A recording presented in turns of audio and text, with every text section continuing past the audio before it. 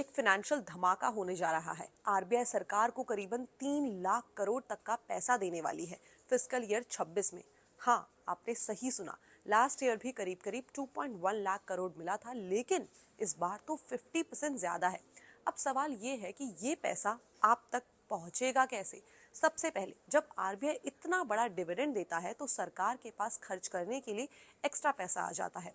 इसका मतलब ये है कि और ज़्यादा इंफ्रास्ट्रक्चर के जो प्रोजेक्ट्स हैं वो हमें बढ़ते हुए दिखाई देंगे और भी ज़्यादा सरकारी स्कीम्स आएंगी, जॉब्स बढ़ेगी और साथ में जो मार्केट में डिमांड है उसमें भी अच्छा खासा एक रिवाइवल आता हुआ दिखाई देगा। दूसरा पॉइंट, बैंकिंग सिस्टम में लिक्विडिटी का जो सुनामी है वो आने वाला है।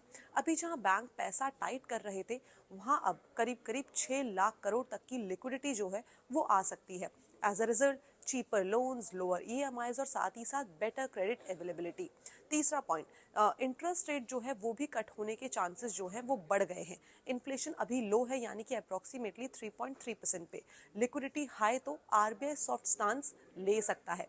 और फोर्थ पॉइंट सबसे इंटरेस्टिंग है, स्टॉक मार्केट। पीएसयू बैंक्स को मिलेगा ट्रेजरी का फायदा। एनबीएफसी, हाउसिंग फाइनेंस फर्म्स की जो फंडिंग कॉस्ट है वो भी हमें लो होती हुई दिखाई दे सकती है। इसके साथ ही साथ इंफ्रा और केपिक स्टॉक्स में भी हो सकती है तेजी, और साथ में जो कंजप्शन सेक्टर है वहां पे भी जो डिमांड है उसमें अच्छा खासा एक बूस्ट आता हुआ दिखाई दे सकता है।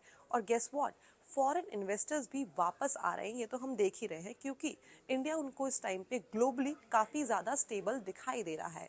तो आरबीआई का ये डिविडेंड सरकार का फायदा ही नहीं बल्कि आम आदमी के लिए भी एक अपॉर्चुनिटी बन सकता है। आप बताइए, इस गेम में सबसे बड़ा विनर कौन हो सकता है? पीएसयू बैंक्स, हाउसिंग फाइनेंस और या तो फिर इंफ्रा प्रोजेक्ट्स? कमेंट करके जरूर बताइएगा।